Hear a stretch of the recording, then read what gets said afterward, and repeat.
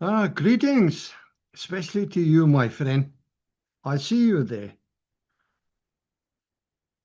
You're lying so comfy in your bed there. Welcome again to the Watering Hole, die Watergat. I'm Peter Warren, and oude gewoonte, we're going to spend some good time, quality golden time together around the living words of God. Something different today. For years, quietly beneath the surface, often unrecognized, God has been shaking the church,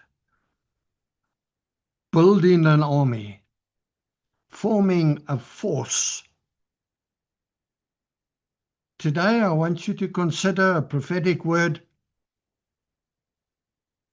And if you see yourself in it, then I'll give at the end of the message, I'll give you some ideas about what to do.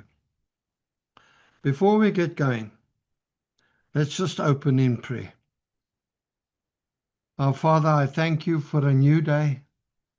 I thank you for your Holy Spirit strength, your Holy Spirit empowering, helping us to do what we have to do, to become who we need to become. Father, that you would take this prophetic word and add life to it. May it witness with our spirit. May we find our place in it. For your name's sake, Lord. But if it is not from you, may it just fall to the ground and disappear. Thank you, Father, for this opportunity. In Jesus' holy name. Amen.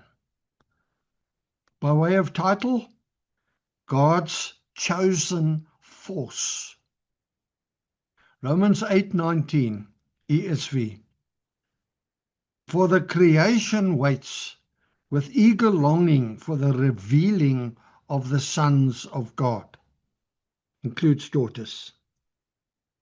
Now, although this verse speaks mainly of the millennial reign of 1,000 years, I also believe that there is a time coming when the true sons and daughters of God will manifest in a much greater glory and power than they are now. And this prophetic word is witnessed so with my spirit. I see myself in it. I've bought in. I believe it. I take it seriously.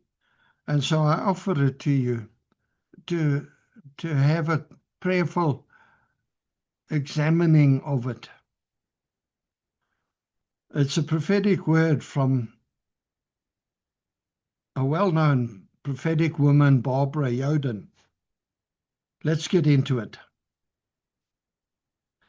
For years, God has been moving with intentional precision towards a divine birthing in the earth. What many have interpreted as loss, disruption, or even unbearable pressure was never designed to destroy. It was surgical, it was purposeful. It was God unhooking his people from what used to be, severing dependencies on former structures, mindsets, people, and identities that could not carry what is now emerging.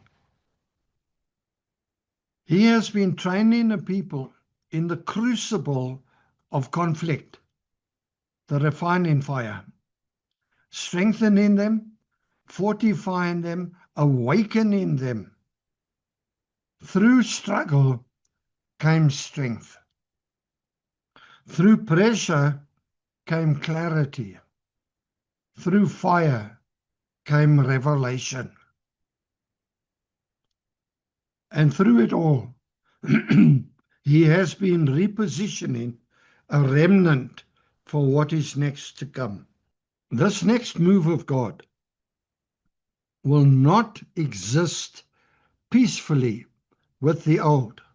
It won't peacefully coexist. It will confront the old.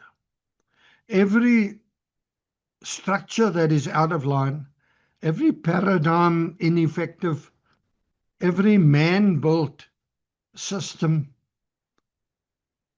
that could not produce the heart and purposes of God has been and is being dismantled. Judgment in the house of God. Some of it has happened quietly. Some has been chaotic, totally disorienting. What appears as chaos is often the sound of God deconstructing what he never intended to sustain. Because there has always been something greater unfolding beyond what could be seen and perceived. God has been tearing down in order to rebuild, as he promised in Jeremiah 1:10, reforming both people and structures, preparing for the unveiling of something far more aligned with his original intent. The formation of a people into a temple which he can fill with his glory, his presence, with his living in the very midst of them. It is the rebirth of God's original design, his original intent for his church. A generation is arising. And just my own words here, that's not speaking of a particular age group. That means everybody alive on the planet of whatever age. A generation is arising, marked not by self-preservation, but by surrender. Like Isaac, the prophetic archetype of Jesus, they will willingly lay themselves on the altar, not for recognition, not for the platform, not for fame, but to make God known, truly known on the earth. They will carry a singular conviction. It's not about us. It's about him. His name, his glory, his purposes in creation. God has been forming a force, a people of one heart, one mind, one spirit, gathered around a common vision. A people who see together, move together, and burn with a unified revelation of what God is doing in the earth. And when those called find one another and come into divine alignment, the birthing of what God has in his mind, in his plan, will come to pass. Now, if this is witnessing with you so far, as it does with me, this is my call out to you. Let's find one another. Let's join in the spirit. Let's buy in and look together. We are, back to the prophetic word, we are in a significant moment.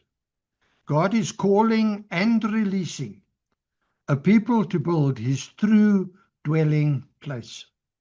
Not a building made with hands, but a people who become the habitation of his presence. This is far beyond gifts, beyond prophecy, beyond preaching. This is about building a house for God, a dwelling where he is not merely visited, but enthroned, where he does not pass through, but abides, where his glory is not just occasional, but constant. God is actively undoing the constructs of man to establish something wholly centered on himself. And he has made it clear who can carry this.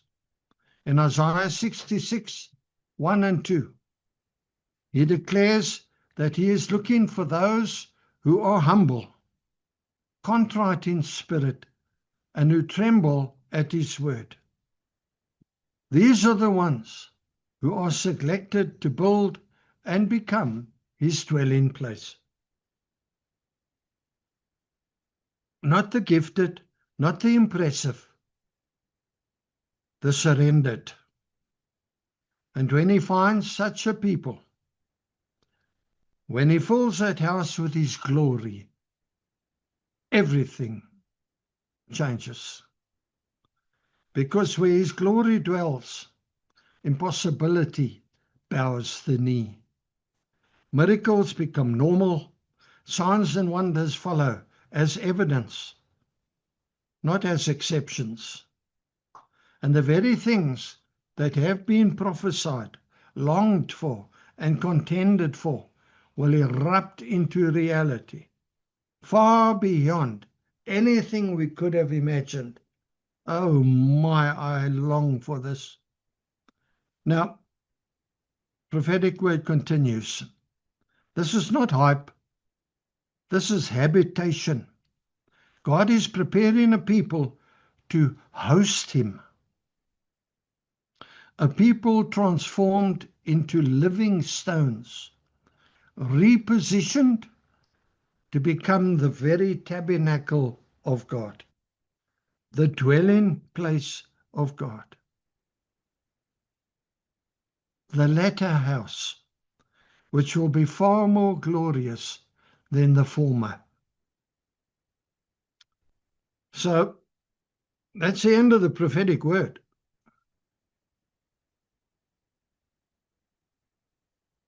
Can you relate to it? Is this you? Can you see yourself in this? I can, most definitely.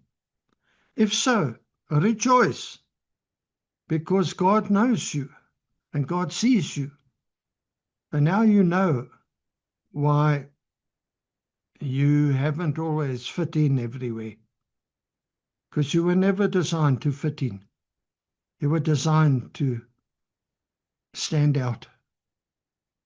You have permission to be different. You have permission to be weird in the Holy Spirit. If God says do it, you do it. So come into line with his word. Come into line with this word. Listen to it again. Maybe make a copy of it. And begin to warfare with it. Begin to speak it. Begin to declare it. Begin to look for its unfolding. Speak to the Holy Spirit about it. Ask him to give you clarity. Ask him to show you the next step you must take, and the one after that, and the one after that. And then, beloved, do what he says. Obey him. Move on. I told you in a previous message, and I'll say it again, the time is approaching for Caleb to ask for and to receive his Hebron inheritance, giants and all. I leave it with you like that. You partner with God in writing this next chapter of your life. Begin to maybe send this word around to people you believe are also chosen like this. As we come to pray now, I encourage you, be real with God. Just if you doubt it, if you're nervous, I for one, I don't do well with prophetic word or so-called prophetic words.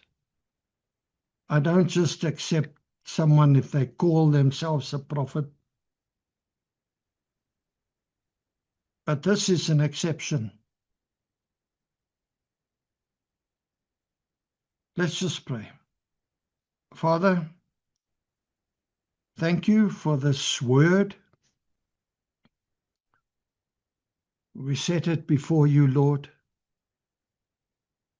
If you are in it, witness it with our spirit. But if you are not in it, let it just waste away. But Lord, I thank you.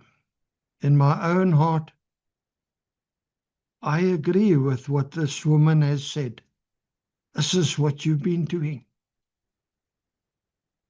I know that in 2020, COVID took the church out of the buildings. You and I are the church. And many are not just prepared to go back and do the same old, because you are doing a new thing. And you ask us in Isaiah 43, do we not perceive it? It's a matter of perception. It's not a clear, visible light. It's like a street light on a misty night. Can you perceive it? Lord, would you help us today to hear this word accurately? Would you destroy every work of the kingdom of darkness that would prevent us from hearing this word accurately and perceiving the new thing that you are doing? And will you open our spiritual eyes and empower us, Lord? Call us, Lord. Help us to listen for your voice. In Jesus' mighty name, amen. And if you don't know Jesus as your Savior, then this word won't mean anything to you now, but you could be included in it if you were to receive Christ as your Savior and become a child in the family of God. You might find yourself that this message actually applies to you too. It's just taken you so long to accept Christ as your Savior. So don't just discount this message. Take your questions to a pastor and go and ask him about Jesus. Ask Jesus to reveal himself to you in a way that you will know and understand that he is real.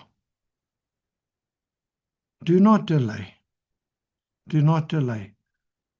This process is already in motion, and tomorrow is promised to nobody.